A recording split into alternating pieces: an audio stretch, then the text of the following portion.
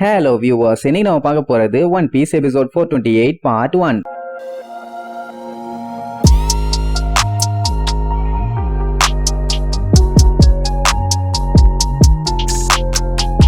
Open பண்ணா நம்ம சன்னி கப்பலை காட்டுறாங்க. அங்க இருக்கிற சாப்பர், ப்ரூக்கு, பிராங்கி, ஏன் நம்ம ரோபின் இவங்க எல்லாம் சேர்ந்து சீட்டு கட்டு கேம் விளையாடுவாங்க. விளையாண்ட 69 கேம்லயும் 69 டைம் நம்ம ரோபின் தான் ஜெயிச்சிருப்பா. பிராங்கிக்கு டவுட் ஆகும், இத்தனை டைம் எப்படி ஒருத்தியே ஜெயிக்க முடியும், ஏதோ சரியில்லையாம்பா. அவ கேஷுவலா கேப்பா, நான் சீட் பண்ணிட்டேன்னு என் மேல உனக்கு சந்தேகம்னா உங்ககிட்ட ப்ரூஃப் இருக்காம்பா, என்னத்த சொல்றது. அப்படியே பேந்த முடிச்சுட்டு இருப்பானா. அப்பதான் அந்த தீவுல டமால்னு ஒரு சவுண்டு. எல்லாம் என்னாச்சுன்னு பதறுவாங்க. அதுவும் பிளாஸ்ட் ஆனது அந்த தீவோட அந்த பக்கமா. நமியும் இப்ப மத்தவங்களும் உள்ளதான் இருக்காங்க.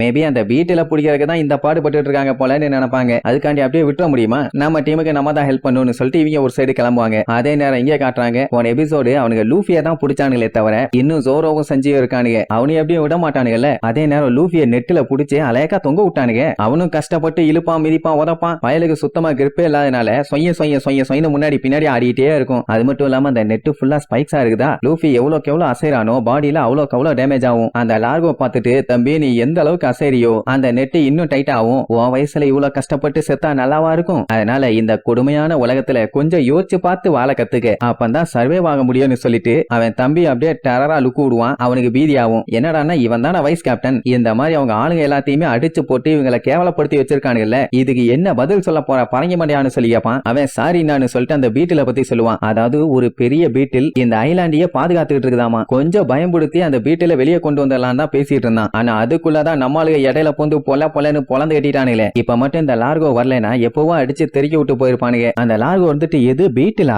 அதை பிடிக்க தானே நம்ம இங்க வந்தோங்கிற மாதிரி கேட்பான். அட அறிவு கட்ட அண்ணா, இத உங்ககிட்ட எத்தனை டைம் சொல்றது, எவ்வளவு டைம் சொன்னாலும் கண்டுக்காத மாதிரியே இருந்தியடா. அது ஒரு பீட்டில், பெரிய பீட்டிலமா அப்படியான்னு சொல்லி அவன் டீமு கிட்ட எல்லாம் கேட்டு கன்ஃபார்ம் பண்ணிட்டு அதுக்கப்புறம் என்ன தெரியுமா சொல்லுவான், நான் வர வழியில பார்த்தனே அந்த பீட்டிலா இருக்கும்போது கேட்பான். அவ்வளவுதான், எல்லாம் பச்சையா அவனை திட்டுவாங்க. பின்ன எல்லாத்தையும் தெரிஞ்சுக்கிட்டு தெரியாத மாதிரியே கேட்டுட்டு இருந்தான்னா இங்க இந்த யோகோ என்ன பண்ணுவான், இந்த பைரட்ஸுங்க எல்லாம் பீட்டில தான் பிடிக்க வந்திருக்காங்கன்னு தெரிஞ்ச உடனே மனசுக்குள்ள நினைச்சுக்குவான், பாஸ் நீங்க இருக்காத எப்படியாச்சும் இங்க இருந்து தப்பிச்சு போயிருன்னு. ஆனா அது பார்த்தா அப்படியே மண்ணுக்குள்ள புதஞ்சு இருக்கும். ஆனா அந்த லார்கோங்கிறவன் அப்படியே கொஞ்ச நேரம் குறுகுறுன்னு சுத்தி பார்ப்பான். அதுக்கப்புறம் அசால்ட்டா அது எங்க இருக்குன்னு கண்டுபிடிச்சிருவான். அப்புறம் வெயிட் பண்ணிட்டு போலான்னு சொல்லிட்டு கோல்ட்டு போவான். அவனை தடுத்து நோ நோ நோ, அந்த பீட்டில் பூச்சை எப்ப வேணாலும் நம்ம பிடிக்கலாம், அப்படி எல்லாம் பண்ணிட்டா இவங்க சாதாரண பைரட்ஸ் ஆயிடுவாங்களே. இப்போ இவங்களுக்கு ஒரு ஆஃபர் கொடுக்க போறான். ஒண்ணு அந்த வண்டை இவங்க திருப்பி தரணும், இல்லன்னா இந்த மொத்த ஐலாண்டையும் அழிச்சிருவான். அப்படி இப்படின்னு பில்டப்பா சொல்லுவானா. அந்த கோல்ட்டுங்கிறவன் நான் எப்பண்டா இந்த மாதிரி எல்லாம் சொல்லிட்டு இருந்தேன்னு பேந்த முழிப்பான். இதுல வேற நம்மளுக்கு ரெண்டு பேரை குறுகுறுன்னு லுக்கு விட்டு இருக்கானுல்ல, இவனுங்களையும் முதல்ல காலி பண்ணணும். ஓவரா லுக்கு விடுறானுன்னு அவனோட நெட் ஃப்ரூட் பவரை யூஸ் பண்ணி இவங்க ரெண்டு பேத்தையும் காலி பண்ண போறதா சொல்லுவான். அண்ட் அது மட்டும் இல்லாம இவன் அவனோட நெட்டை யூஸ் பண்ணான்னா 100க்கு 120% கன்ஃபார்மா மாட்டிக்குவாங்க. பாக்குறியான்னு சொல்லிட்டு நெட்டை உருவாக்கி காட்டுவானா.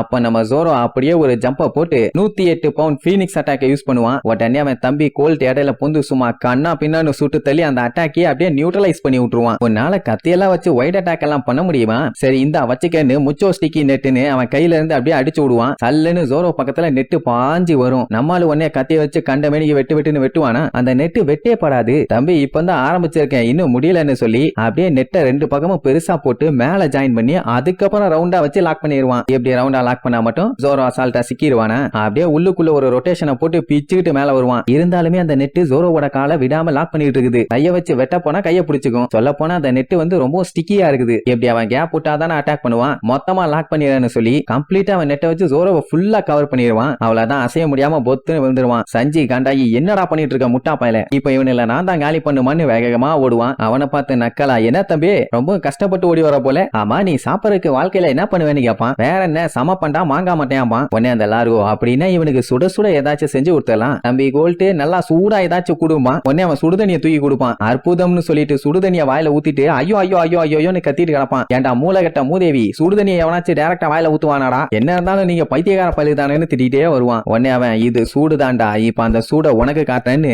வாயில இருந்து அந்த சுடுதண்ணி அப்படியே அடிச்சு விடுவான். அந்த சுடுதண்ணி அப்படியே நெட்டா மாறும். சஞ்சு உடனே அப்படியே ஒரு ரொட்டேஷனை போட்டு அந்த நெட்டை காலாலியா அடிச்சு திரிய விடுவான். சல்லியா தெரிச்சிரும். என்ன தெரிச்ச அந்த தண்ணி எல்லாம் அப்படியே மலையா மேல விழும். சுட சுட மலையா விழுந்த உடனே சஞ்சிக்கு கொஞ்சம் சுடத்தான் செய்யும். அவனுக்கு காண்டாயிருச்சு, ஏன்டா முட்டா பய மாதிரி அட்டாக் பண்ணி வெறுப்பாடா ஏத்திட்டு இருக்கேன்னு மறுபடியும் அவனை அட்டாக் பண்றதுக்காக வேகமா ஓடி வருவான். உன் ஃப்ரெண்ட்ஸ் எல்லாம் சிக்கியுமா உனக்கு புத்தி வரல என்னைய பிடிக்க முடியாதுன்னு. சரி ஓகே இவனை சிம்பிளா முடிச்ச வேண்டியதான்னு முச்சோ அயன் நெட்டுன்னு அவன் பாடியில இருந்து இரும்பு நெட்டை வெளியில கொண்டு வருவான். அது சாதாரணமா எல்லாம் போற அதே நெட்டு தான். பையன் இப்ப தொக்க உள்ள மாட்டிட்டான். உடனே கண்ட மேனி நெட்டை போட்டு மிதின்னு மிதிச்சு தள்ளுவான். எதுவுமே ஆகாது. எப்படியா மீச்சிட்டு இருந்தானா கண்டிப்பா உடச்சிட்டு வெளியில வந்தாலும் வந்துருவான்னு அந்த நெட்டை அப்படியே சுருக்கிடுவான். சோ இப்ப சஞ்சியால அசைய கூட முடியல. அப்படியே பிடிச்ச 3 பேர்த்தையும் அழகா ஒரே மரத்துல ஒரே மாதிரி தொங்க விட்டுருவான். முக்கியமான 3 ஆளுகளே மாட்டிட்டாங்கன்னா அப்ப இவங்க நிலைமை என்ன? நமியும் உசோப்பும் இப்ப என்ன பண்றதுன்னு தெரியாம பதறுவாங்க. உடனே அந்த லார்கோ நம்மளுக்கு கிட்ட பயங்கரமா பில்டப் பண்ணுவான். மெயினா நம்ம சோரோவை தான் அசிங்கப்படுத்துவான். என்னடா ஸ்வாட்ஸ்மேன் நீ உனக்கு யூஸ் பண்ணது பேசிக்கான ஸ்டிக்கி நெட், மத்தவனுக்காச்சும் அயனு ஹார்ட்னு யூஸ் பண்ண, உனக்கு அது கூட இல்லையே. சரி ரைட், இதுக்கப்புறம் ஃபயரை யூஸ் பண்ண வேண்டியதான்னு பக்கத்துல அவன்கிட்ட தீப்பந்தத்தை வாங்கி அப்படியே சாப்பிட ஆரம்பிச்சிருவான். என்ன எதை போட்டாலும் ஐயோ அம்மா ஆத்தாடின்னு கத்துவான். ஆனா அதுக்கப்புறம் என்னத்தை தின்னானோ அதையே நெட்டா யூஸ் பண்ணி எல்லாத்தையும் அட்டாக் பண்ணுவான். அதுதான் அவனோட பவரே.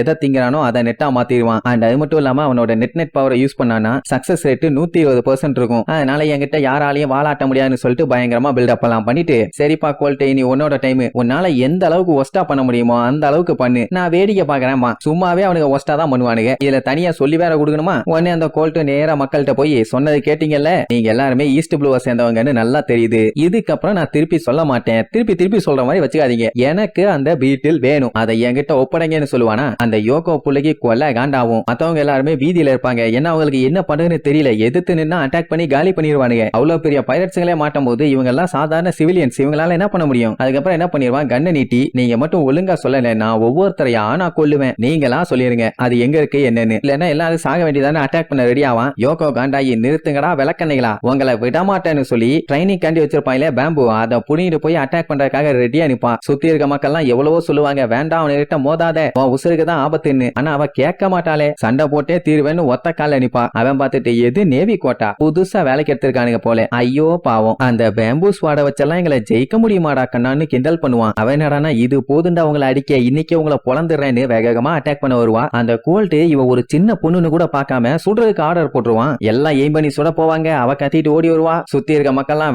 வேண்டான்னு கத்துவாங்க. ரூபியும் ஒரு சைடு வேண்டான்னு சொல்லி கத்திட்டு இருப்பான். அந்த டைம் தான் காட்டுக்குள்ள இருந்து சலசலன்னு ஒரு சவுண்ட். என்னடான்னு பார்த்தா அந்த பீட்டில் உள்ளுக்குள்ள இருந்து வெளியில வந்துருச்சு. அப்படியே செவந்து போய் சவச்சவன்னு செமகால வந்திருக்கும். அதான் தாண்டி பீட்டில பார்த்தோன்னே வாய பொழந்துருவானுங்க. கண்டிப்பா இதுதான் ஷிக்கி சொன்ன பெரிய பீட்டிலா இருக்கும். இதை புடிச்சிட்டு போனாலே போதும், ஆனா ரொம்ப பெருசா இருக்கேன்னு யோசிப்பானுங்க. அது வந்த உடனே எல்லாத்துக்கும் அவ்வளவு சந்தோஷம். எப்படியும் வந்து சண்டை போட்டு இவங்க எல்லாத்தையும் காப்பாத்திடும்னு ரூபியா தான் சொல்லுவான். விடாத அவங்கள பொழந்துகட்டு ஜெயன் பீட்டிலும்பான். உடனே அதுவும் வெறி கொண்டு வந்து எல்லாத்தையும் கண்ட மேனிக்கு அட்டாக் பண்ணும். அவனுங்க கண்ட மேனிக்கு ஷூட் பண்ணுவானுங்க. என்னதான் சுட்டாலும் அவ்வளவு சீக்கிரத்துல அதுக்கு தான் ஒண்ணும் ஆகாது. ஏன்னா நம்ம பயிலுக்கு அவ்வளவு அட்டாக் பண்ணியுமே அதுக்கு ஒண்ணும் ஆகல. இவனுங்க தம்மா கூண்டு துப்பாக்கி வச்சு சுட்டா மட்டும் என்ன ஆக போகுது, எல்லாத்தையுமே துவச்சு துவம்சம் பண்ணிட்டு போகும். உடனே 50 பேத்துக்குமே செம ஹாப்பி. இது ஒன்னு இருந்தா போதும் நம்ம எல்லாரும் தப்பிச்சிடலான்னு. ஆனா இப்ப வரைக்கும் அது கோல்ட் கிட்ட மட்டும் தான் சண்டை போட்டுட்டு இருக்குது. அவன் அண்ணன் லார்கோ இன்னும் இருக்கானே, அவனுக்கு இதெல்லாம் ஒரு பெரிய ஃபன்னாவே தெரியல. ஹெல்ப் கேட்டா தொண பேசிட்டு இருப்பானா. கோல்ட்டுக்கு கொல்ல காண்டாவும். என்னையா இப்படி உசுர வாங்குறன்னு கேஷுவலா வந்து முச்சோ பர்னிங் நெட்னு அவன் எரிஞ்சுக்கிட்டு இருந்த அந்த கட்டையை தின்னால அந்த பவரை யூஸ் பண்ணி நெருப்புலயே நெட்டை உருவாக்கி அட்டாக் பண்ணுவான். அவ்வளவுதான் பீட்டிலோட பாடி தீ பிடிச்சுக்கும். அதால அட்டாக் பண்ண முடியல. உடனே இந்த கேப்பை யூஸ் பண்ணி அத்தனை பேரும் கரெக்டா அதுக்கு எய்ம் பண்ணி கண்ட மேனிக்கு சுடுவானுங்க. அவனுக்கு சுடுறத பார்த்தாலே எல்லாத்துக்கும் அந்த அளவுக்கு பீதியாகும். என்னன்னா அந்த பீட்டிலுக்கு ஏதாச்சும் ஆயிருமோன்னு பயம். அப்படியே கண்டபடி சுட்டு முடிச்சதுக்கு அப்புறம் அந்த பீட்ல காட்டுறாங்க. அது அப்படியே கேர் ஆகி பறக்க முடியாம பறந்து கொஞ்சம் கொஞ்சமா